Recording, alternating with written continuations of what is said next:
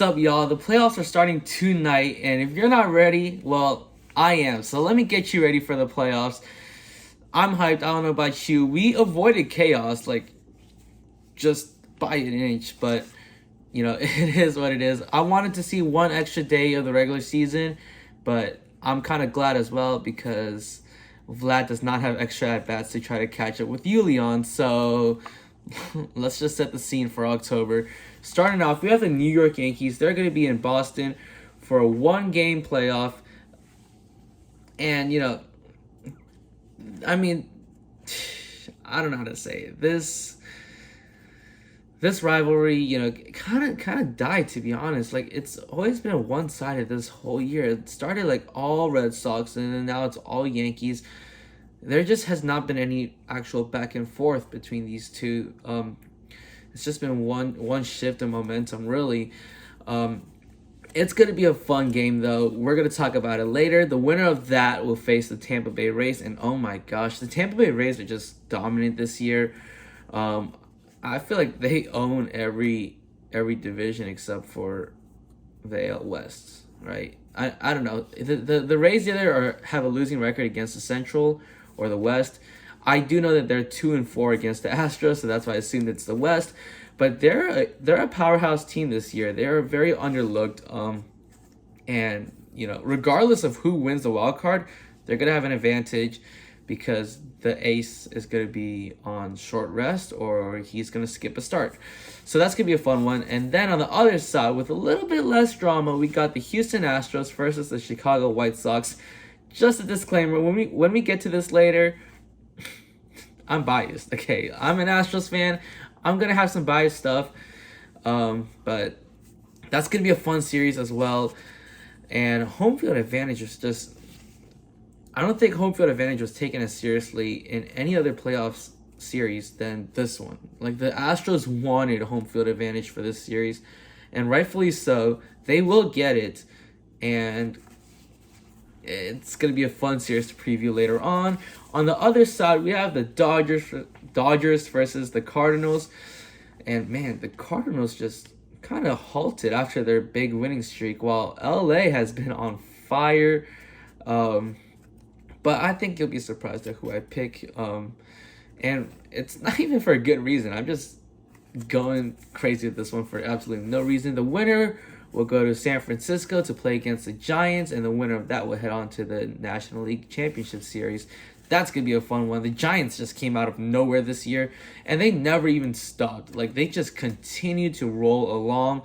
They barely escaped with the NL West, but the division is theirs. Logan Webb put on more of a hitting performance in that last game than a pitching performance, but nonetheless, there was no 163. The Giants just pulled it off within 162, and they have the best seed in all of baseball, really, but mainly in all the National League, and they will face the wild card winner, which might not be the best thing, actually, because the Dodgers were only behind by one, and they're going to play in the wild card. So if the Dodgers win in the wild card, they're going to play the Giants. So maybe the Giants wanted the 2 seed here or something. I don't know.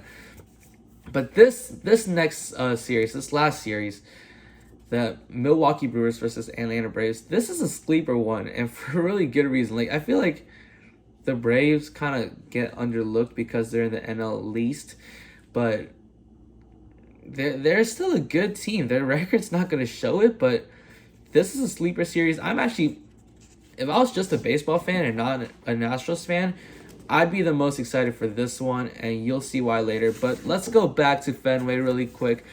The Yankees, Red Sox. I'm going to have to go with the Yankees here because Garrett Cole is going to start. Eovaldi's going to start for the Red Sox.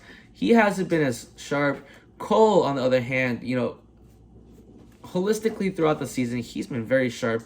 His peripherals are still the best in the American League. I still think he deserves the Cy Young. And in order to beat him, you're going to need a bad start out of him. And I think you and I can both agree that we've seen enough Garrett Cole bad starts this season. It's very, very, very unlikely you're going to get another one. But even with a Garrett Cole bad start or good start, Rafael Devers has been consistent against Garrett Cole. So this game really is up to two people, Garrett Cole and Rafael Devers. The Yankees have won their last 6 matchups against the Red Sox. They're going to look to make it 7. And you know what? If Stanton pops off, it's going to easily be 7 because I think Cole is going to pop off tonight. And he's gonna show y'all why he's worth that big contract and why Spider Tech never gave him a sponsorship. But yeah, if the Yankees go cold and Rafael Devers goes hot, then the Red Sox could sneak this one out. But I think the Yankees are in total cruise control here, and home field advantage doesn't matter because they swept them in Boston, and they're gonna play this game in Boston. And in the division series, though, if the Yankees win, you're gonna have Yankees versus the Rays. And I think it's going to be tight like last year, but just like last year, I think the Rays are going to win it in 5. And a big reason for that is because you're going to lose Garrett Cole starting for Game 1. He's not going to start Game 1 because he started the wild card game. So that's gonna hurt a lot. He might relieve in Game 5 or, maybe not. He has been known to, not relieve in elimination games. Sorry, AJ. But, it's going to be a fun matchup nonetheless. Their pitching is actually very, very good. The Yankees have a 3.8 skill interactive ERA, while the Yankees, the Rays have a 3.8 skill interactive ERA, while the Yankees have a 3. What am I saying? The Rays have a 3.83 skill interactive ERA, while the Yankees have a 3.80 skill interactive ERA. So they're slightly better in skill interactive ERA, but like we said before, the Yankees are going to lose Cole for a start, so that's gonna shift a lot of things. The Rays offense has been a lot better than the Yankees offense, and you don't hear that very often, but the Yankees offense has been just a bit above average all season. The Rays have a 110 weighted runs created plus after 2021. The Yankees are a 102. 100 is league average, so the Yankees didn't really live up to the name of the Bronx Bombers this season. Obviously, anyone can get hot at any time, but it seems like for the first time in forever, the Yankees' strength is in the pitching and not in the hitting, which, when you consider that Yankee Stadium is smaller than my middle school ballpark, is a very weird thing to say. The Yankees went 8-11 against the Rays this year, and a huge difference in this series is going to be defense. And the Rays have been very, very good on defense. They have 29 outs above average, and the Yankees, on the other hand, have negative 16 outs above average. So if you're not fielding this baseball, because the Rays, they have a good offense. So they're going to put the ball in play, and if the Yankees can't pick it up, that you don't want to give this offense more outs. And from what it seems like here, seems like the Yankees will give them more outs. And honestly, saying the Rays in 5 is being a little generous in my opinion, but I'm going to play it safe. I'm going to say Rays in 5, but the Rays definitely are winning. And then let's go to Houston. Again, this is biased, but I think Houston's going to win it in 4. I mean, if you look at the first series against the White Sox, the Astros swept the Chicago White Sox in Minute Maid Park, and we have home field advantage now. So the White Sox are still looking to get their first win in Minute Maid Park this season. Lance McCullers starting Game 4, if necessary, is going to be pretty crucial, I think, unless they go with a 4-man rotation. But with the extra day off this year, I think that Lance is going to start Game 1 and 4. If not, he's going to start Game 5. We know Lance in Game 5, or not in Game 5, in elimination games has been pretty remarkable, except for last year, that Randy home run wasn't. Hey, he's not facing Randy Rosarena or Mike Zunino, so who cares? Lance McCullers, when it matters, has been pretty sharp, and he's going to be put in the spot. He's going to start Game 1. You have to set the series there, and then if he starts Game 4 or 5, it's going to be an elimination game. So let's see if he could bring it up. The Astros, as I've said many, many times that it's become a platitude at this point, are the best offense in baseball. There is no team that has a better offense in baseball. The closest one was the Toronto Blue Jays, and they're not playing. So, the White Sox have good pitching, but the Astros have good hitting. It's gonna be a good clash, but again, the White Sox went like 2-5 against the Astros this year. That's not a very good record, but A's fans and White Sox fans should know more than anything that season series doesn't matter too much in the playoffs. The Chicago White Sox, they still have a good offense, just not nearly as good as the Houston Astros. They were held to an 82 weighted runs created plus against Houston this year. But on the flip side, Houston was held to a 91 weighted runs created plus against the White Sox, which is a lot lower than what their season average was. The White Sox have the best skill interactive ERA in the American League. They're going to start Giolito first, which, in his one game against us, he did really well. Rodon, that's going to be a key to this series. The Astros have not been able to figure out Rodon, but Rodon has been hurt. His velocity has dipped as of late. Astros, please figure out Rodon. Please. I need y'all to win. And the Astros, another key for them is to keep Odorizzi out and to keep Greinke out. Greinke has been giving up a home run like in every single outing so far. And Odorizzi just historically has not had a lot of success. As for the White Sox, their last two games against the Houston Astros were dominant. Like, I'm pretty sure they were shutouts in both the last two games by Giolito and Rodon. Oh no, Toro hit a home run, so it was a one run outing. That's still dominant. And then Toro was the only one who had a single against Rodon to stop them from getting perfect games, essentially. And if y'all know, because this was one of the bigger trades in the deadline, Toro is not an Astro anymore. So if it weren't for Toro, Giolito would have shut out the Astros. If it weren't for Toro, Rodon would have started a combined perfect game against the Astros. Yeah, the Astros need to figure Giolito and Rodon out, and they need to do it quick because this game's starting in 2 days. So they have 2 days to figure out Giolito. They have a little more time to figure out Rodon because he's probably going to start game 3 and he's probably going to be on a leash. So, I mean, I wish nobody gets hurt, but this benefits the Astros. Like, there's no way around it. This does benefit the Astros. Of course, you never want to see them get hurt, but like logistically, that helps the Astros. On the other side now, we have the Dodgers hosting the Cardinals for the wild card game. And let me tell y'all something. The Cardinals have a horrible offense. They have a 97 weighted runs created plus. The Dodgers have a 106 weighted runs created plus. Wainwright's peripherals are not good. Scherzer's peripherals are very good. The only thing that St. Louis really beats them in is defense. But guess what? I'm still going to pick the St. Louis Cardinals because, for one, they lost Max Muncy, the Dodgers. For two, this is a one-game playoff. Like, anything can happen. It's not that outlandish to pick the St. Louis Cardinals. For three, when do brackets ever go as planned?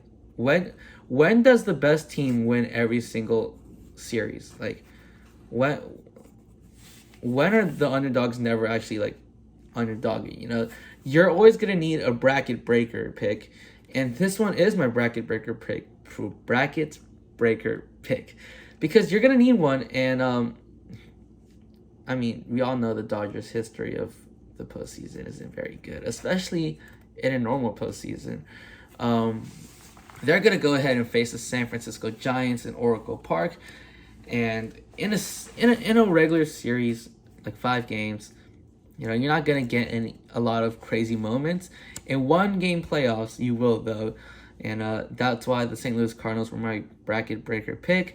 But once they head to San Francisco, it's just going to be a massacre. The San Francisco Giants have a 108 weighted runs created plus. They did lose Belt, but, thinking about it, with LA having 106 and San Francisco having 108, the Giants are a better offense than the Dodgers. Just think about that real quick. The Dodgers, who have Mookie Betts, they had Muncy for a big part of the season. They have Corey Seager. They have Chris Taylor, who had a hot streak. They have Trey Turner, AJ Pollock, Will Smith, Justin Turner. All of them big stars. And not to mention Cody Bellinger. He did have a slow year, but that's some star power right there. All of that combined still has a lower weighted runs created plus than the San Francisco Giants. These Giants are not to be underestimated anymore. They're probably going to destroy the St. Louis Cardinals, who have a 97 weighted runs created plus, and the Giants pitching, oh my gosh. Compared to the Cardinals, incredible. They have a 3.86 skill interactive ERA, while the Cardinals have a 4.68 skill interactive ERA. That's the worst in the majors. I mean, I thought the Diamondbacks had the worst pitching in the majors. But in a series, the Cardinals' run is going to end. They're going to pull off America's favor. They're going to beat the Dodgers, beat LA, and then their run's going to end. It doesn't run forever. They're going to pull off a magical moment and then just have it crushed in San Francisco. And it's going to be a sweep, too. I think the Giants are just going to absolutely wreck the Cardinals. But it'll be fun because I think they're going to beat the Dodgers. So, good for you. And now on to my pick for the best pick. My pick for the best series of the division series. Milwaukee versus Atlanta. Again, Milwaukee seems like the easy go here. And I still have them winning, but I think it's going to go all 5 games. Milwaukee has been struggling lately, especially against the Dodgers in that last series. And I think this is a fun matchup because a lot of these stats are very close. Atlanta actually has a higher weighted runs created plus than Milwaukee. They have a 98 weighted runs created plus. Milwaukee has a 91 weighted runs created plus. You would think that a team with Christian Yelich and Willy Adames and 2 absolute units in Vogelback and Tellez, who would maybe produce a little more. And Milwaukee, we know the rotation is great, but come on, Yelich, Adames, you would think that they had an amazing lineup and amazing offensive showing. They did not. They were 9 below average. And then in terms of pitching, though, Milwaukee kills them. They have a 3.75 skill interactive ERA. The Atlanta Braves have a 4.09 skill interactive ERA. So obviously, Milwaukee does have some strong suits. They didn't just get to the number 1 seed in the NL Central for doing nothing. In terms of defense, though, oh my gosh, props to the Milwaukee staff because they pulled off what they've done with one of the worst defenses that I've seen. They have a negative 13 outs above average. And if you just include the infield, that's a negative 31 outs above average. So the outfield has been carrying the defense. And the infield has been absolutely atrocious. I don't even know what to say about it. Negative 31 from the infield itself, that's absolutely horrible. And a lot of this is from Austin Riley, actually. No, not Austin Riley. Never mind. Ignore that. Austin Riley is on the Braves. In terms of Atlanta, though, Atlanta has a plus 9 outs above average. So they're an above average fielding team. They're plus 4 in the infield, so that's good. Not in the negatives like the Brewers. So, if you weighed pitching, hitting, and fielding all the same, the Braves are a better team. But that's not how baseball works. They're not weighed the same way.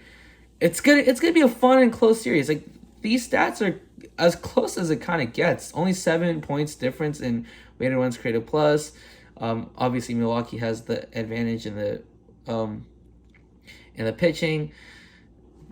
Braves have the advantage in the hitting, and then the fielding. I feel like if the pitching difference isn't already pretty big, Milwaukee the Braves kind of make it up along with their offensive advantage.